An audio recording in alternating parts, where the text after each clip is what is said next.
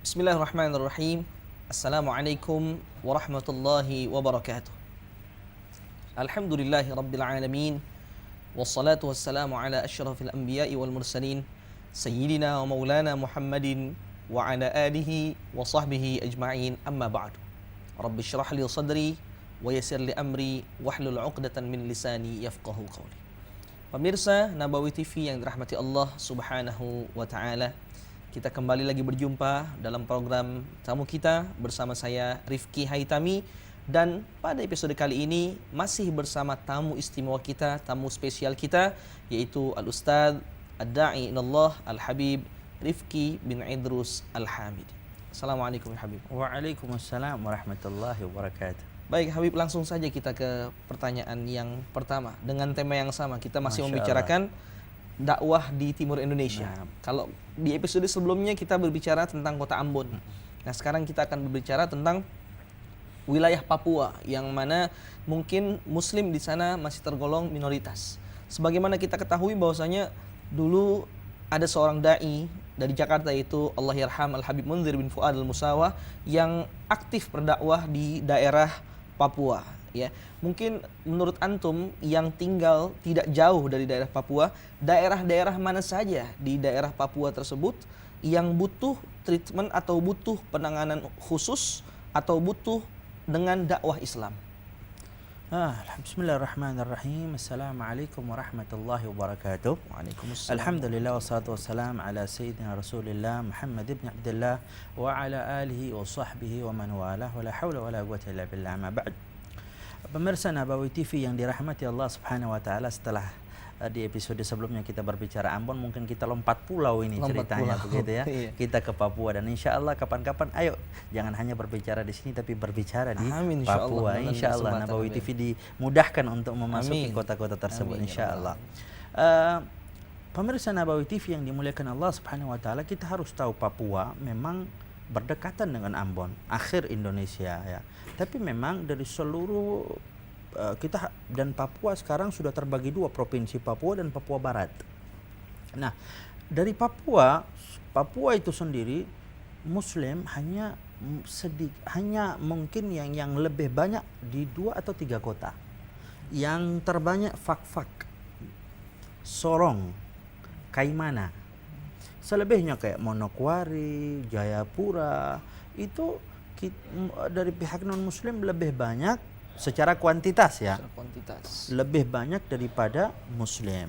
Nah, di daerah-daerah seperti ini ya, Masya Allah, kita dakwah ini, kita tidak pernah membuat sesuatu sendiri, dalam artian kita melanjutkan apa yang telah diperbuat salaf kita, orang-orang sebelum kita, orang-orang yang membawa Islam dari Hadramaut sampai ke Yaman, sampai ke Ambon, sampai ke Papua, luar biasa sekali.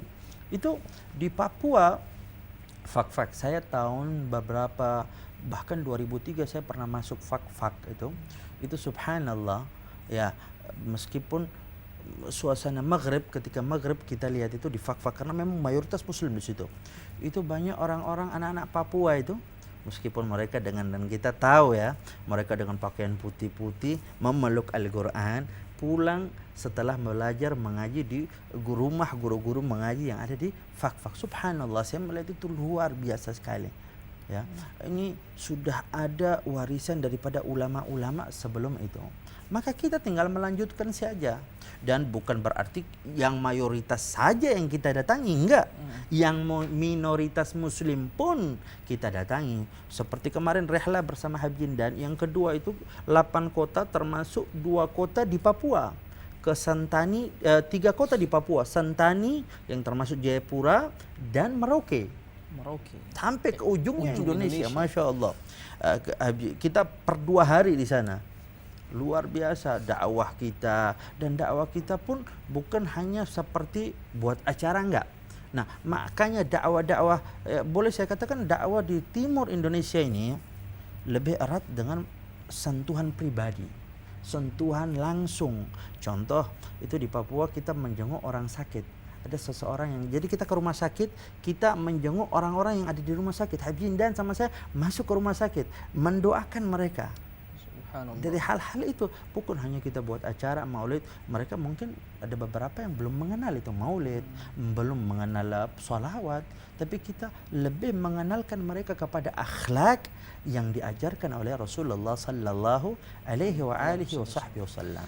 Baik, Habib, mungkin selain antum dan Habib Jindan, ada berapa banyak lagi dai-dai yang mereka sudah masuk ke Papua? Jumlahnya mereka itu yang masuk ke Papua untuk berdakwah sedikit atau banyak? Sebenarnya banyak sekali kalau kita mau hitungnya daripada ulama-ulama dulu. Dulu adalah Habib Ahmad bin Hamid Al-Hamid. Zaman sudah cukup lama beliau sampai dikuburkan di Fak-Fak beliau. Magamnya beliau di situ. Banyak juga ulama-ulama yang lain, tetapi yang sekarang yang meneruskan dakwah. Kemarin setelah saya bersama Habib Jindan, alhamdulillah ada permintaan yang luar biasa itu di Jayapura, ada Dan Lanut Jayapura yang masya Allah ihtimam, dia benar-benar luar biasa dengan dakwah. Sehingga kemarin itu ulang tahun TNI Angkatan Udara, beliau bilang ke saya, Habib, saya nggak mau menerbangkan pesawat atau menerjunkan orang. Menerjunkan orang bisa meninggal, menerbangkan pesawat bisa jatuh. Terus apa yang ya mau menerbangkan sholawat, karena itu berkah untuk pasukan saya, muslim atau non muslim. Subhanallah. Subhanallah. Dan itu terrealisasi bulan April, kita tabligh akbar besar dan tercatat di Jayapura sekitar kurang lebih 7.000 orang berkumpul di lapangan sepak bola di dalam Lanut Jayapura yang dengan Habib Syekh bin Abdul Qadir As-Sagaf dan juga Habib Jindan bin Naufal bin Salim bin Ahmad bin Jindan. Subhanallah. Lalu Habib, bagaimana sikap atau penerimaan masyarakat ada di Papua terhadap para ulama yang menyebarkan dakwah Islam di sana? Masya Allah. Jadi kembali lagi kita datang, namanya kita tamu. Kita memposisikan diri sebagai tamu yang sebelum kita datang coba kita jalin komunikasi.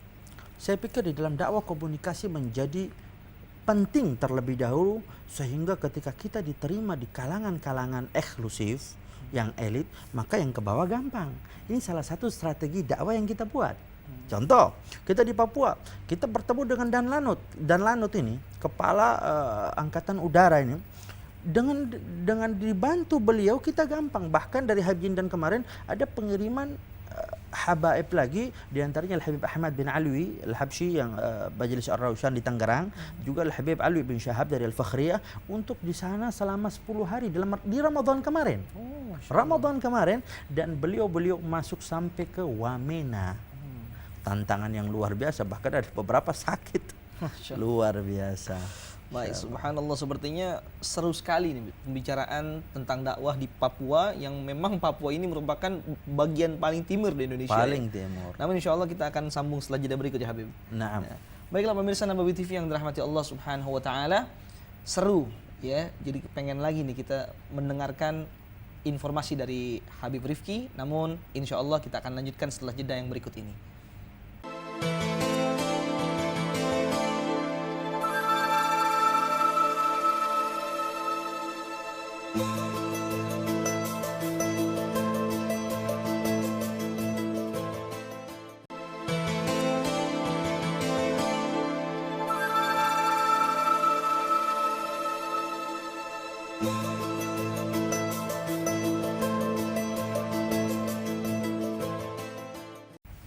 Pemirsa Nabawi TV yang dirahmati Allah Subhanahu wa taala, kembali dalam program tamu kita, masih bersama tamu spesial kita yaitu Al-Habib Rifki bin Idrus Al-Hamid. Baik Habib, Papua sebagai daerah Indonesia yang paling timur, menurut antum seberapa penting posisi Papua ini, yang kalau boleh dibilang dakwah Islam pun masih jarang di sana. Jadi seberapa penting Papua ini dalam penyebaran dakwah Islam? Masya Allah. Jadi pemirsa Nabawi TV yang dirahmati Allah Subhanahu wa taala, kita melihat perjalanan habaib-habaib terlebih dahulu. Di antaranya yang belum lama meninggalkan kita semua, Al-Habibana Munzar bin Fuad Musawwa, beliau memilih Papua. Kenapa? Salah satu alasan saya melihat bahwa memang karena mungkin Papua belum tersentuh. Ambon paling enggak ada beberapa habaib dan ulama yang datang itu tercatat di Rabita Alawiyah di DPC Ambon, ada kurang lebih habaib yang datang dari Hadramut sekitar 40-an di Ambon. Masya Allah. Menikah, mempunyai keturunan di Ambon, yang datang dari Hadramut datang dengan dagang, dengan segala macam, bahkan mereka menyebarkan agama dengan tujuan intinya seperti itu.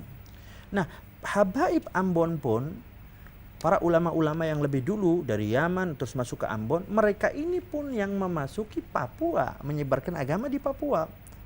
Jadi kurang lebih kalau kita dari keluarga Al-Hamid, itu Al-Hamid Ambon sama Papua sama, nggak ada beda, karena satu jalur gitu. Nah, pentingnya Papua sangat luar biasa kita lihat. Bukan hanya kita melihat daripada sebagian karena hasil alam, nggak juga, tetapi kasihan masyarakat. Kita punya tanggung jawab. Kita punya tanggung jawab secara ya Allah akan diminta pertanggungjawaban di hadapan Allah Subhanahu wa taala. Bagaimana kita, ini daerah yang muslimnya juga banyak. Kalau kita hitung, apakah karena non muslim saja banyak dan jauh lantas tidak kita mempedulikan? Itu salah. Oleh karena itu alhamdulillah kami meneruskan perjalanan itu dari sekarang. Papua sangat penting. Maka alhamdulillah kita bangga sekarang di Papua. Kurang lebih 5 tahun sudah ada Stein Al-Fatah Jayapura, yang itu pembentukannya amat sangat sulit sekali, dan akhirnya terbentuk Stein Sekolah Tinggi Agama Islam Negeri. Yang disahkan Menteri Agama alhamdulillah, dan salah satu rektornya adalah Dr. Idrus Al-Hamid. Jadi di Papua, dan itu pun dibantu adalah abang kita yang ada di Papua juga, Abang Taha Al-Hamid. Itu yang membantu sampai Islam pun berdiri dengan lembaga-lembaga pendidikan, dan untuk meneruskan dakwah kita butuh lembaga pendidikan itu. Dan ternyata di Stein itu kemarin alhamdulillah kita mampir ke sana. Kita mampir ke sana, duduk dengan mahasiswa Al-Habib Jendan, duduk memberikan nasihat. Kemarin pun Habib Syekh masuk ke situ, bersalawat, membaca maulid di situ. Subhanallah. Jadi kita strategi dakwah dan pola kita segala macam ini kita masuk melalui orang-orang pun yang sudah dikenal dan ada di Papua begitu, di dalam untuk menyebarkan dakwah agar lebih mudah diterima. Karena kita mau masjid ke masjid, saya pikir kita kepingin dakwah ini lebih berhasil. Bukan itu tidak efektif atau tidak efisien, tetapi kita ingin menyentuh dan mengangkat saudara-saudara kita yang di Papua, sehingga mereka lebih mempunyai rasa tanggung jawab terhadap penyebaran Islam di daerah mereka sendiri. Begitu. Itu tujuan kita. Jadi kita masuk melalui pintu mereka agar ghirah semangat dakwah mereka pun muncul, sehingga dari luar aja datang. Gimana saya yang di sini? Gitu. Contohnya, dari luar aja datang mau menyebarin Islam di sini. Gimana saya? Nah, begitu. Itu salah satu yang diajarkan oleh Al-Habib Jendan di dalam metode dakwah yang kita lakukan di timur Indonesia ini. Begitu. Subhanallah. Tadi antum sempat membicarakan tentang betapa sulitnya untuk membangun sekolah tinggi ilmu agama Islam, atau kalau boleh dibilang kampus Islam di Papua. Nah, sekarang kami ingin bertanya, tantangan apa nih, kesulitan dakwah atau tantangan dakwah yang antum hadapi di Papua? Mungkin kan berbeda dengan apa yang antum hadapi di Ambon. Kalau dibilang berbeda sekali enggak juga, tetapi paling enggak di Papua itu begini, dia lebih gimana ya, pemerintahannya yang non muslim, terus jarang yang non muslim duduk di situ begitu. Jadi sehingga terasa, tapi saya pikir itu tergantung ya. Terasa adanya diskriminasi, terasa seperti itu. Itu bahkan karena itu masyarakat, saya ingat kita kemarin masuk ke pedalaman Timika di SP, Sarana Pemukiman, itu ada orang Papua yang nggak pakai baju, dia nyegat mobil di jalan-jalan minta uang. Ketika dibuka mobil kita dicegat, diturun, lihat pakai kopiah semua, dibilang wah ini pendeta Islam katanya. Pendeta Islam. Ya lewat, nggak apa-apa, berjalan Pak Pendeta, berjalan ya. Sampai semacam itu. Jadi mereka pun menghormati, saya pikir gitu loh. Tinggal bagaimana kita pun nggak diam. Kita ketika mereka mempersilahkan lewat pun ada hadiah kecil untuk mereka. begitu. Kita memberikan sesuatu kepada mereka sehingga terima kasih. Dari hal-hal sekecil ini insya Allah kita harapkan berkembang ke depannya sedikit demi sedikit begitu. Tadi mungkin itu pengalaman unik ya, Luar biasa. diberhentikan oleh seseorang yang tidak pakai baju lalu disebut dengan pendeta Islam. Jadi semacam itu. Jadi mereka kalau orang-orang minta uang, kalau nggak ngasih dihancurin mobil atau di apa gitu. Jadi mereka menganggap Papua ini milik mereka. Apapun hukum nggak bisa menghukumkan mereka karena mereka adalah orang adat Papua. Dan hukum yang tertinggi adalah hukum adat Papua menurut mereka. Maka kita yang masuk pun kemarin Habib Alwi dan Habib Ahmad itu ada acara, kita masukkan juga salah satu program bersama Dan Lanut itu dan Habib Idrus yang ada di Papua itu di Jayapura, ada berkumpul dengan Dewan Adat Papua. Dewan Adat Papua. Ya, berkumpul di situ. Itu Ramadan, masya Allah, duduk meskipun ada beberapa yang nggak puasa di situ, tapi mereka tuh Habib Idrus dengan habaib kita ini dengan pakaiannya mereka, dengan senyuman mereka hadir, itu satu sungguh luar biasa, masya Allah. Jadi kalau boleh bilang meskipun Muslim di sana minoritas kalau boleh dibilang, tetapi toleransi beragama masih ada, Habib ya? Masih ada. Kemarin contoh, ketika Habib Syekh mau datang, saya ketemu salah satu bupati Jayapura, namanya itu Bapak Matius Awaitau. Itu ketika kita ketemu dan kita jelaskan, kita tunjukkan ini Habib Jendan, profilnya bagaimana, Habib Syekh bagaimana, semua membawa kedamaian, dan saya pikir lebih menyatukan, dan program ke depan adalah program untuk menjadi Papua yang bertoleransi. Kita selalu maju dengan kalimat ini, dengan kedamaian, dengan toleransi, dan subhanallah hasilnya luar biasa sekali. Subhanallah, Papua bertoleransi. Ya. Baik, menarik sekali Habib ya. Namun kita akan lanjut setelah jeda berikut ya. Baiklah pemirsa Nabawi TV yang dirahmati Allah Subhanahu wa taala, pembicaraan makin menarik, namun jangan kemana-mana, tetap di depan layar televisi Anda. Kita akan kembali setelah jeda yang berikut ini.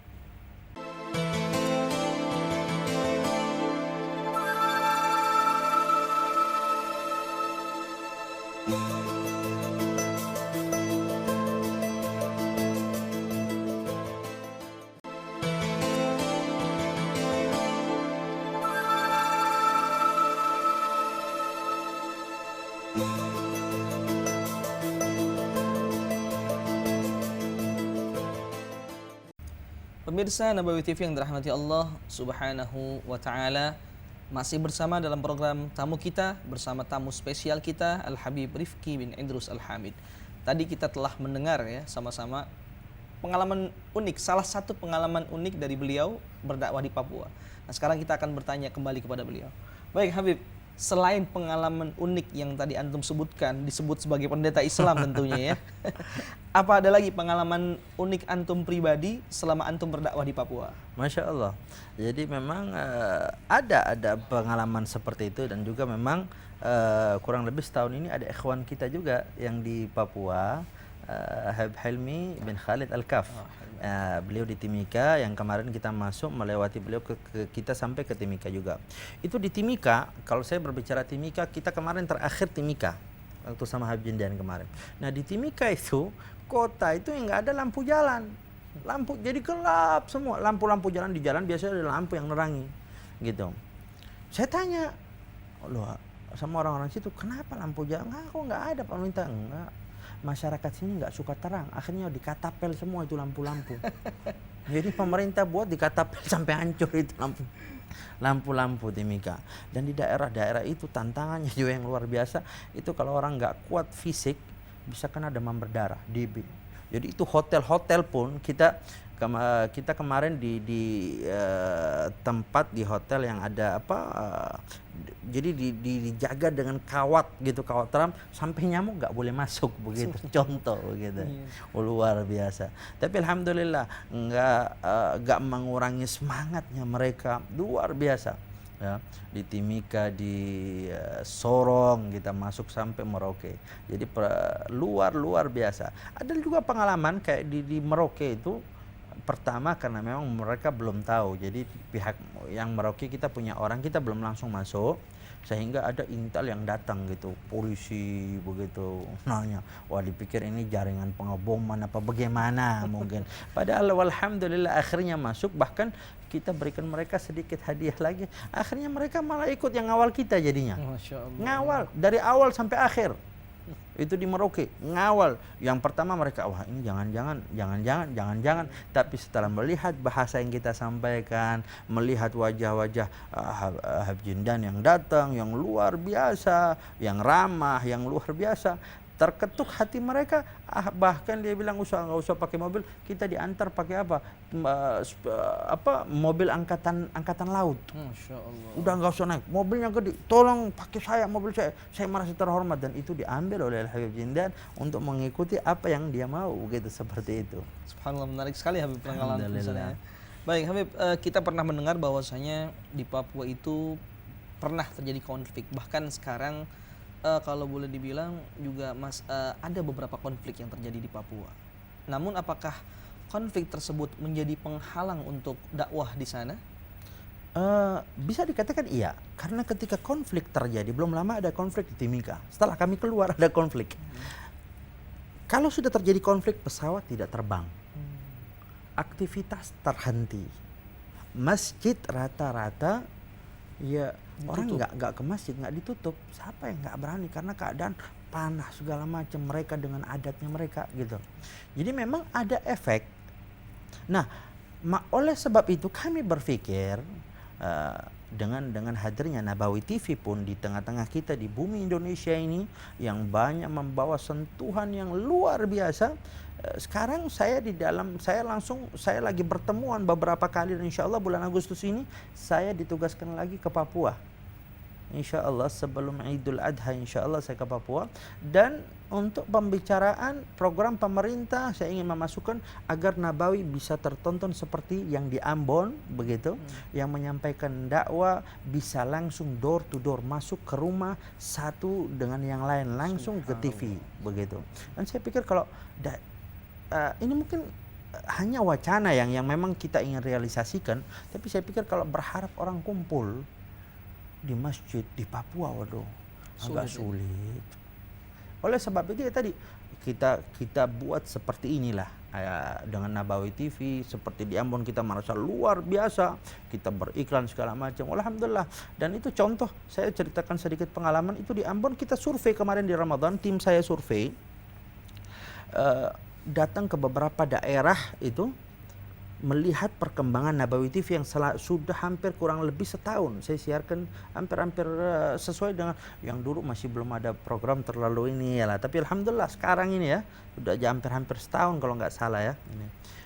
Itu dari semua rumah rata-rata di beberapa 10 lokasi itu hampir 70% yang mereka putar di Maghrib Isya, lebih daripada itu adalah Nabawi TV. Subhanallah. Dan saya pikir ini kalau terjadi di Papua luar biasa sekali. Dan apalagi kalau mereka lihat di Papua setiap acara di majelis Rasulullah itu orang yang duduk di depan, kemarin hallnya Habib Munzir, Masya Allah, itu orang Papua, anak-anak Papua. Lalu kita bayangkan mereka melihat lalu Papua seperti ini kembali ke mereka, berdakwah di mereka, tentu amat luar biasa. Subhanallah. Masya Allah. Baik, ya. Baik Habib, mungkin ini pertanyaan terakhir pada episode kali ini. Ya, kita tahu bahwasanya Muslim atau Islam masih menjadi minoritas di Papua. Mungkin ada nasihat dari antum untuk kaum muslimin yang berada di Papua, bagaimana caranya agar kaum muslim di Papua tersebut dapat menjaga toleransi mereka dengan umat beragama yang lainnya. Naam. Pemirsa Nabawi TV yang dirahmati Allah Subhanahu wa taala, ini menjadi sesuatu yang teramat penting saya pikir. Di daerah-daerah seperti kita, di Maluku, di Ambon, di Papua, itu paling enggak ketika ada permasalahan sesuatu dengan yang non muslim, sungguh Allah Subhanahu wa taala, kita umat Islam ini, ayolah jangan kedepankan kekerasan kita, tapi kedepankan akhlak kita, kedepankan pemikiran yang dingin, kedepankan sesuatu yang berkasih sayang, maka itu insya Allah hasilnya lebih dari apa yang kita tuju, saya pikir begitu. Karena kalau tidak lebih kita, mungkin ada yang membuat kita begini lalu kita balas seperti itu, kita tidak lebih seperti sama dengan mereka. Tapi Islam mengajarkan apa? Untuk membalas kejahatan dengan kebaikan. Kalau kita semua berlaku seperti itu, insya Allah hidayah. Hadzal juhdu 'alaika tuqlan. Ini jihad kita, jihadnya dengan rahmat, dengan segala macam, dengan kasih sayang seperti apa yang kita lakukan. Dan insya Allah subhanallah, sebagai bukti kecil yang kita ceritakan, di Ambon kurang lebih sudah 8 mu'allaf yang masuk Islam di tangan kita hanya dengan melihat ajaran yang kita bawa, dengan berkasih sayang, tidak pernah mencaci, tidak pernah memaki. Andai pun kita dizalimi, kita akan maju, kita akan duduk dengan kepala dingin dan insya Allah mencari jalan tengah yang terbaik untuk kita semua. Subhanallah, menarik sekali Habib. Namun karena waktu juga yang memisahkan kita, insya Allah mungkin pada episode selanjutnya kita akan bertemu kembali. Insya Allah. Insya Allah. Baiklah pemirsa Nabawi TV yang dirahmati Allah Subhanahu wa taala. Subhanallah, amat sangat menarik perbincangan dengan tamu kita pada episode kali ini, yaitu Al-Habib Rifki bin Idrus Al-Hamid. Namun karena waktu yang memisahkan, kita cukupi saja obrolan kita pada episode kali ini, dan insya Allah mudah-mudahan di kesempatan lainnya masih ada kesempatan untuk berbicara dan mengobrol seputar Islam di Indonesia Timur. Saya Rifki Haitami yang membawakan program tamu kita. Mohon maaf apabila ada kesalahan. Wallahul muwaffiq ila aqwamit thoriq. Wassalamualaikum warahmatullahi wabarakatuh.